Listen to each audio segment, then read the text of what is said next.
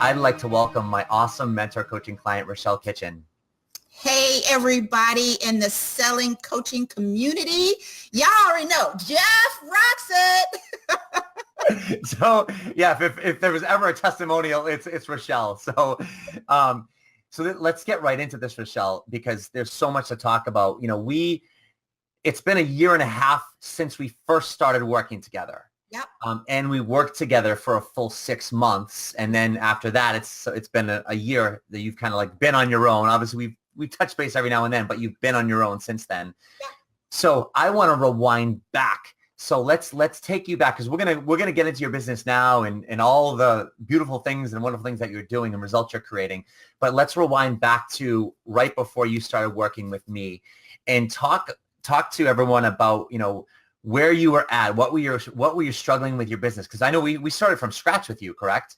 Yeah, I had no context. My niche was outside of, you know, my career as an engineer. So I was like out there in the cold, naked with nothing.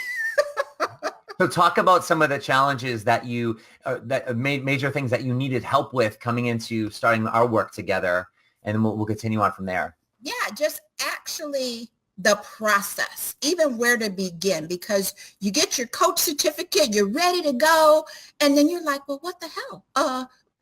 What am I supposed to be doing? And just pulling it all together, really honing your niche and message. And we hear that through coach training, right? Oh, get your niche, know your message. And I was struggling with that.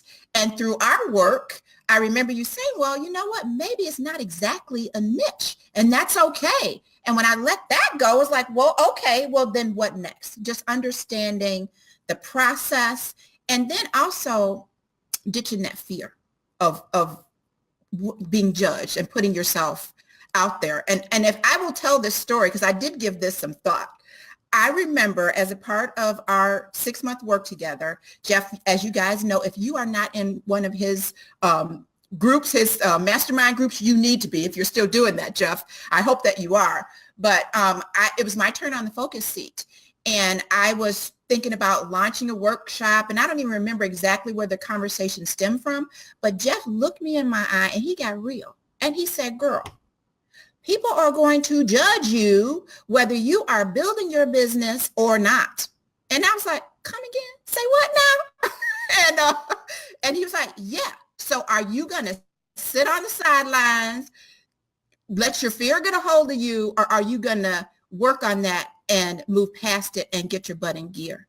And that has stuck with me. So for everything that I have ever launched, and I've launched a lot of stuff in the last year and a half, we all know as coaches, gremlin, oh, I'm not good enough. Ooh, that icky part, that doesn't necessarily go away, but we need the support and tools to work through it.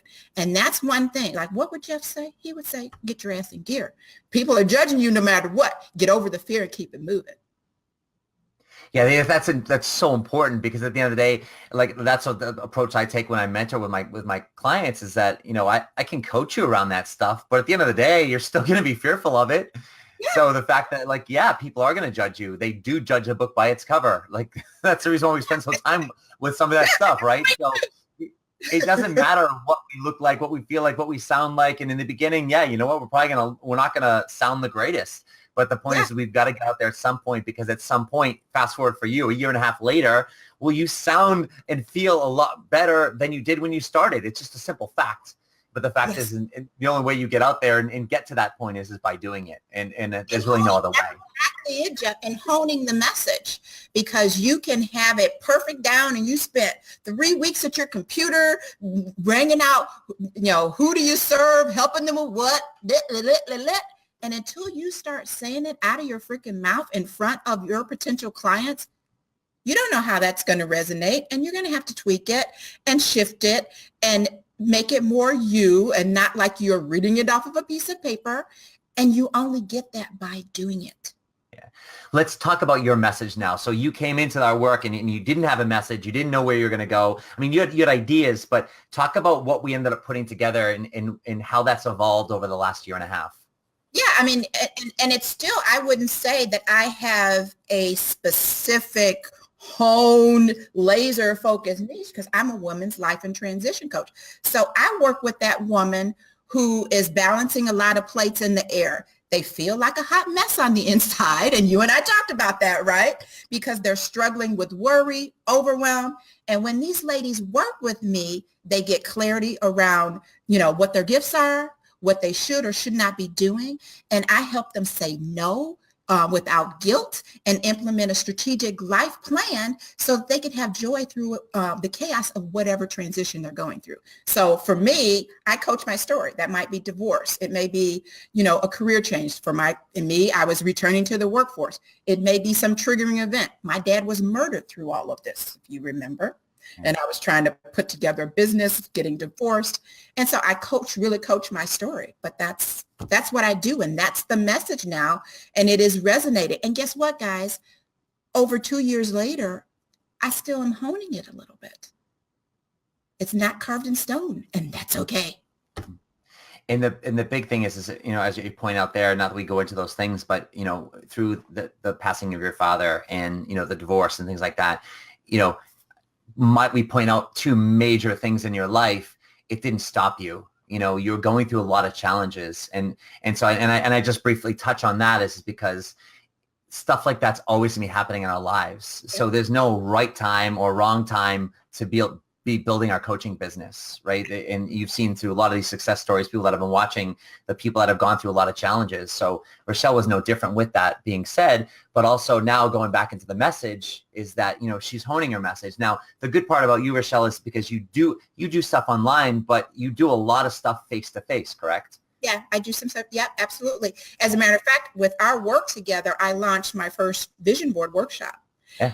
I was scared shitless. I didn't know what I was doing. But, Jeff giving me that nudge. I had the support of the group and I went out and he's like, okay, next time we talk, are you going to have a space? What are you doing? And so, okay, I go get the space. I'm shaking, signing the contract. But then, okay, well, how am I going to get butts in this seat, Jeff? And you look me dead in the face. People don't know who the heck you are. You're going to have to call people on the phone, write down 30 names and call them. I was like, what? Oh, goodness. But that's true for anything, whether you're starting out or launching something new. You've got to be willing to put yourself out there and share what it is that you are doing.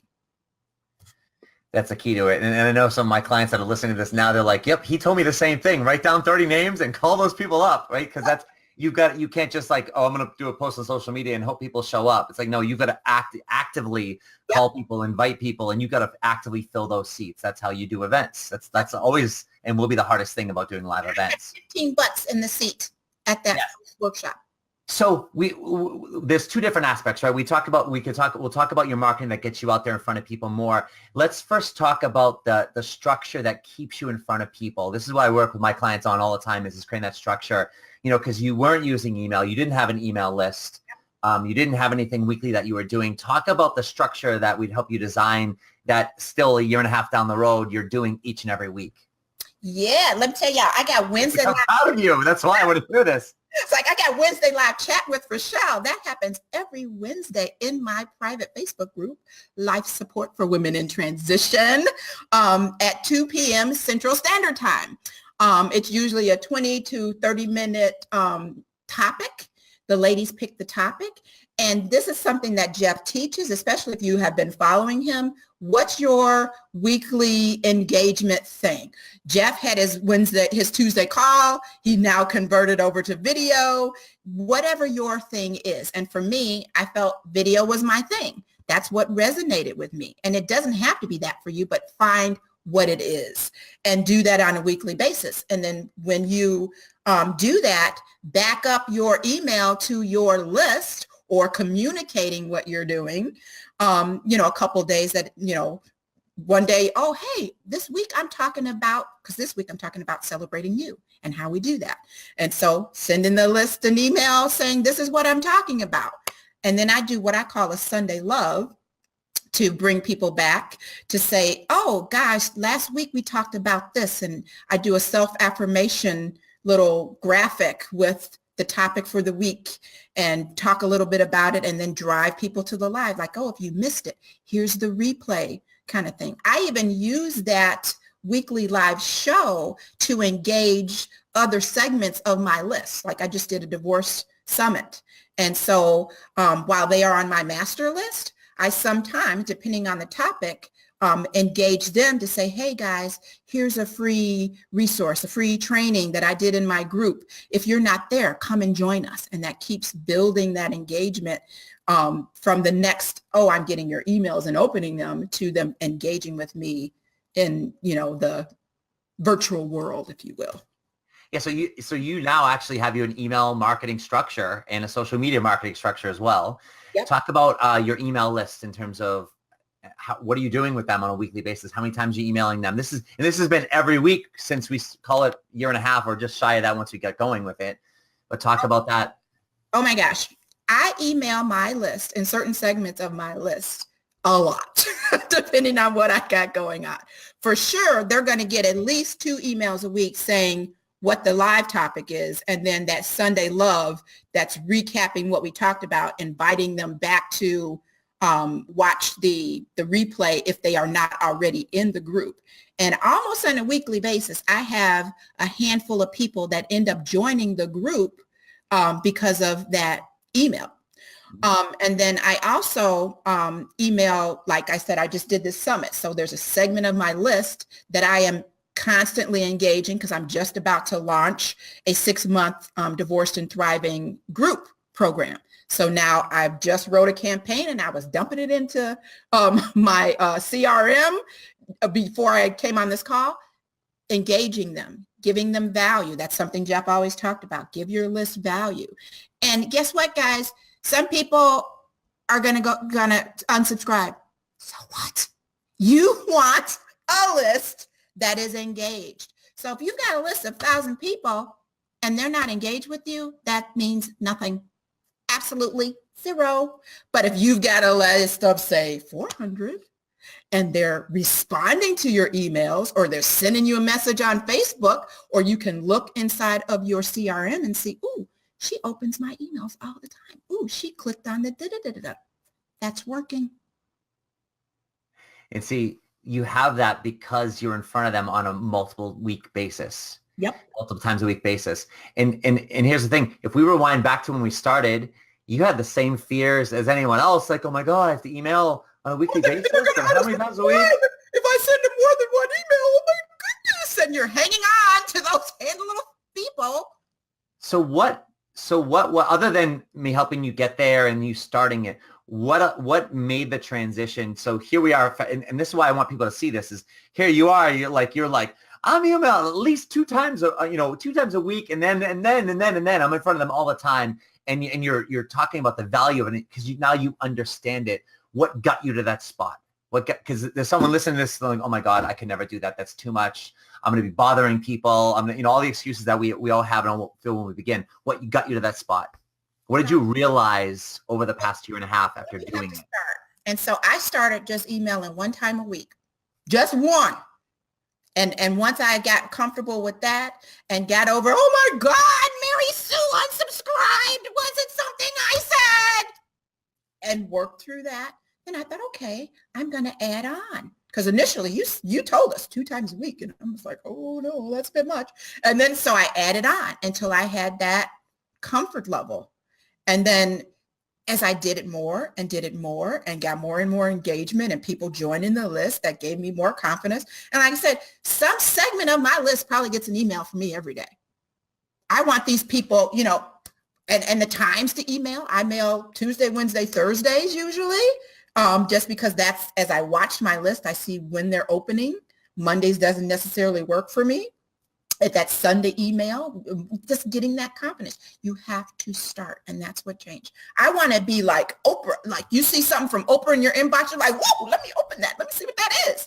And if you engage with them and you give them value, it will get there. Absolutely. And that's the thing. And you look at, and you can, just by listening to this, I hope you can get a sense of the community that Rachelle's creating, right? And she's creating it by being present. She's creating it by being there. She's creating it by communicating with them. And that's what I always like to say is we're communicating with our audience. We're staying in front of them and we're sharing stuff of value, right? And that's what you start to create. So let's go over to your website right now and I'll share that with everybody right now. But what is your website? It is levelupthenumber4life.coach. Coach. Yeah, And so, coach. I love that. yeah, this is great. So we go to your website and this is, I know this is what we work to get you to that spot. You've got a beautiful website and put a lot of work into it with your free offer. Talk about, what you learned in terms of, and what someone's going to see when they get there in terms of other, because you got your events up there, you got your free offer up there. Yeah. I mean, a video welcoming, talking about transition and change, but really having that free offer at the top of the page. Because initially, you spend all this time trying to get your website just to be perfect. And I remember Jeff saying, nobody cares. I mean, really, it can look great or it could not. But if what you are offering and you are confident in your message, they're going to click. It doesn't really matter, but it needs to be where they can see it. So that's why that offer is right at the top of the page. My downloading my 3 secrets to help you flip the switch on the crap that may be holding you back and having you feeling like a hot mess. They click on that gets them on my list, and they immediately get that welcome email, and they are in the sequence, and I am nurturing them and all the way through the emails that the master list gets. And again, telling people what you're doing, having those events up there. And guess what, Jeff? I now have a team. I think I started that. I had hired a virtual assistant just as we were stopping working together. But I have a team of like 3 now. Talk about that a little bit. Like what are you using them for? My virtual assistant, Nicole King is amazing. If y'all are looking for a virtual assistant, PM me. I will hook you up. She is awesome. I use her for setting up a lot of my campaigns. She's doing some work for me in terms of the holiday offer that I'm offering for my Divorced and Thriving Summit. I'm reselling and repurposing that 5-day summit. Jeff taught us that, repurpose your content. So I put in all the work to do a 5-day summit with 20 plus speakers. Well, I'm not going to just let it sit out there. Yes, I doubled my list again, but now let's monetize that baby. So I'm going to sell the replays. And so Nicole is working on some stuff for that for me. She gets all my emails and things set up for my group programs and kind of keeps me on task to say, okay, Rachelle, we got this, and this, where do I need to be working? What's going on, and reminding me of things. My assistant, Mary, handles some of that real world stuff for me in terms of, okay, are we doing this workshop? What do we have to have? That kind of stuff. So I have a team. I never would have thought that I would have a team. Are you kidding me? The team was me and the dog, and I was like, oh my God. Exactly. Well, that's a beautiful thing is if you're listening to this, like as where she is right now, as a coach, you might be like, oh my God, I want to be like that. I'm overwhelmed. How do I get to that spot? It's like, this is an evolution over a year and a half. And that's why it's important. I told Rachelle is we went over our time frames to make sure this is a year and a half. You need to understand this isn't just like, oh, I launched my coaching business and now I've got a team of 3 people and I'm getting clients and I'm doing this and I'm doing all these summits. And no, this is a long, and Rachelle works. Like one thing that's always impressed me about you is, and a lot of my clients that are to the place where they are now, is you put in the work. You put in the work, you executed, and you did, and you trusted me, number one, but you did the work that we set you out to do. And you did the hard work and you didn't avoid it. And that's why you're at where you're at. And thanks for saying that. And I would also share with your community, I believe this from the roots of my hair to the tips of my toes. You need support. Yes, we are coaches and we can coach. We're good at what we do, but sometimes we are sitting in our own crap and we can't see the way through. So if you think that you do not need a coach yourself, you are wrong. And guess what? If you're not walking the talk, why would potential clients want to sign up with you? Hello. Absolutely. So Rachelle, as we start to bring this to a close here a little bit, talk about, like, you're doing a lot of events, you're doing a lot of live stuff. Talk about the work that you've seen in terms of getting yourself out there, like the behind the scenes stuff. I know, like you said, I told you, hey, create a list of 30 people and call them up. But you're doing, these retreats and you're creating products and then you're recording it. So talk about like what is the actual work that you're doing to get yourself in front of you, and what are you seeing on the back end in terms of results? You have to say, oh, number of clients, number of income, but like, what are you seeing it unfold in terms of what you are getting for business? Well, and here's the thing, vigilance, because just because you try something doesn't mean it always works. But just because it didn't work doesn't mean it wasn't a good idea. Good.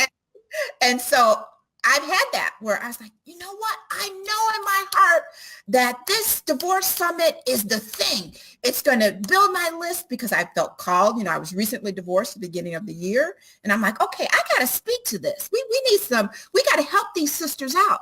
And so I knew it was a good idea, but I'm like, oh, I don't know. And from the front facing side, the summit went off flawlessly. But one, I got help from someone who knew how to build a summit. I reached out to a summit building coach, worked with her, did what she told me to do, remember the things that I had learned. I physically picked up the phone and called people, hey, I'm doing this summit. Would you share this? I physically picked up the phone to get speakers and talk to people. Hey, John, do you know anybody who could talk about finance? That's how it all came together. And on the back end, oh my God, it was a hot mess. It was duct tape and chewing gum together. But the opportunity was that I learned so much. Ooh, don't do this, reach out here, figure out that. And now my VA was like, okay, we need to fix this. We're fixing that. She's working on that as we speak for the launch. I got a JV partner who has a 20K person list who's going to feature my summit. And as she's mailing for them on the 14th, mailing to her list. So what do you think that's going to do for my exposure for the work that I put in? So just because it doesn't work out of the box, don't necessarily give up on the idea.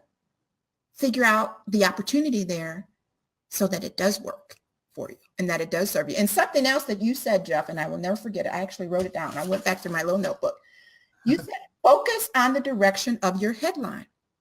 And as new coaches, we are running around trying to grab all the shiny objects because that thing's working for Mary, that thing's working for John. And we're like, well, let me just grab onto that. And we are a cat chasing our tails and we're not getting traction. Stick to what your headline serves. Eyes on your own paper, stay in your own lane. That's a great way to say it, right? You see that, and that's where that I hear it again. With that other coach you hired for the summit, yeah, like the summit coach, right? And it's knowing where you need the help specifically, finding those people, and then one thing it impressed me about you, and I see that it just didn't work with me, but it worked with other people too. Is you trusted the process and you listened to what you were taught. Whether it was with me or that other person, and the summit coach said, do this. And you're like, okay, I'm going to do this. And you did it, and then it works, right? And there's a natural evolution in there, and there's a learning process in there. But at the end of the day, there's no surprise that you're at where you're at today because you executed on it, which is huge. Where are you finding your clients are coming from mostly? Honestly, I think the bulk right now is online. And I was a runner and I was posting my runs and I've shifted all that stuff because I have now almost 1,000 Facebook friends that I don't necessarily know in the real world because I met them via some virtual thing or through a group or what have you. And that's kind of where people are filtering from. I still have, people that I meet in networking or people that are referrals. That's a big one for me now. And then JV partnerships where people, like I met through my summit and speaking, you and I talked about that. And I'm doing kind of more virtual speaking. I've done 4 podcast interviews now. I've got another one coming up this month doing Divorce Right with Jennifer Hoodsmith. So check that out wherever you get your podcast. Notice how she promotes herself. Like that's a big thing is you've got to be constantly promoting yourself, but it's in a very healthy, authentic way because you're proud and proud of what you do. You're excited about what you do, and it's been your life. It's been your story. And now you're passionate about helping these other women as they go through this. Like I love what you wrote on your website with the free offer. It's like, go from feeling like a hot mess to being your best inside and out. Yeah. Like that just sums it up so well. And I have a 7-week program that is just that. And I remember, are people going to want to feel like a hot mess? Every time I say it, everybody's like, yeah, that's me. I know. And I remember that when we were coming up with your branding in terms of your headline, helping who with what specifically, we had come up with the hot mess piece. Well, you had come up with it, right? And we kind of put it together. And then there was like that question is like, well, are women going to admit that they're a hot mess, right? But it was so like you owned it. You're like, I was a hot mess, and you owned it, and that's the example of it's any marketing person could tell you like, oh, don't do this or don't do that or stay away from this. But we just said like, this is authentically you, and you're putting that message out to the world, and you trusted it. And like you said, now there are people like they're owning up to where they're at, and it's not a bad thing because that's only a judgment. And you're allowing these women to become free. They're freeing themselves as they understand where they're at, and recognizing that this isn't who I'm going to be. I'm going somewhere now because I'm a part of this community. Even men recognize that. I was in September, I was in Austin doing a pitch to all these podcast icons. And when I stood up and said, okay, so how many people here look good on the outside and you feel like a hot mess? And everybody was like, well, no. I was like, really? And then all the hands went up. Yeah. Absolutely. And so one thing I want people listening to this to take away from this is, and this is just in a small chunk of time we've been talking, but I've been hearing you talk about the podcasts, the interviews, the events. I'm at your events website, levelupforlife.coach, and I'm at the events page, and I'm seeing the Divorce and Thriving Summit, right? And then the previous events. And I keep scrolling, Women Thriving Fearlessly, the book launch that you've done, like you were part of a joint venture book with other authors, right? Yep. The vision board retreat and workshop that you did, the magic manifesting board workshop. And I'm keeping scrolling. And then I'm hearing about all these other things that you're doing in the places that you're going on, the joint ventures that you're doing. And so these are the things I want you to take away from is the reason why Rachell has business. She's doing this full time. The reason why she's got a team of 3 people and she's out there and she's growing her list. I think you said prior that you tripled your list since we started working together, right? And the reason why you're communicating on a daily basis is not because she's sitting at home behind her computer doing nothing. It's because look at all these touch points with people. She's getting her name, her message, and her vision out there to the world. And through that, her audience is growing and she's building a community and she's staying in touch with them. That's what I want people to take away from this. And it wasn't easier for her to do that, but she worked herself through that. And now look at her. She's amazing. Yeah. As a matter of fact, I'm going to turn on my camera and go in my group and offer these guys, hey, you guys want to meet on a virtual call and just talk about what's bothering you? Because we, every day, like today is Talk About It Tuesday. And I do a post where they can, say, what their challenge is, what a win is. And again, through engagement, one lady said, oh, I asked a question. I don't remember what it was on Sunday. Oh, if God was feminine or your higher power had feminine energy. And they were like, oh, this seems like a topic to discuss. Okay. So how would you guys feel about hopping on a Zoom call? Let's talk about that. I'm just going to turn the camera on and see who shows up. If somebody does, great. If they don't, fine. Keep it moving.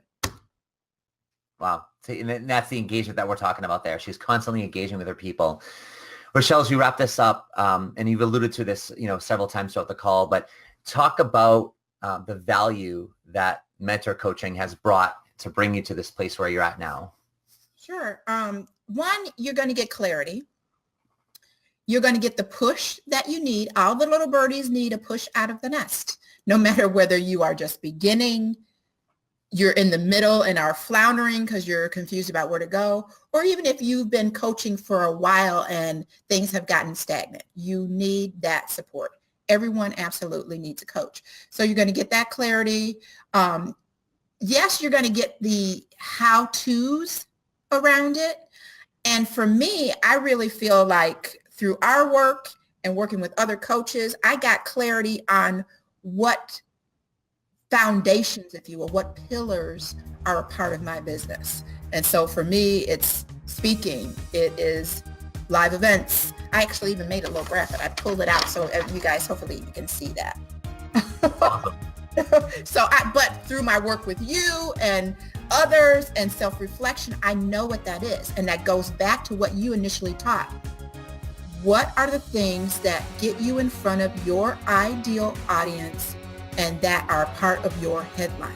And if it's not, you probably shouldn't be doing that. And you are spinning your wheels. Eyes on your own paper, stay in your own lane. That's good. That's the clarity of it. And I can see that you have that direction, and it's exemplified through everything that you've done.